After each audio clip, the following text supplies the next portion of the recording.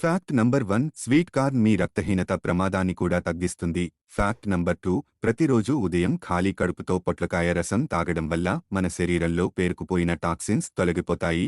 Fact number 3 లూటీన్ మరియు zeaxanthin మూలకాలు క్యాబేజీలో కనిపిస్తాయి.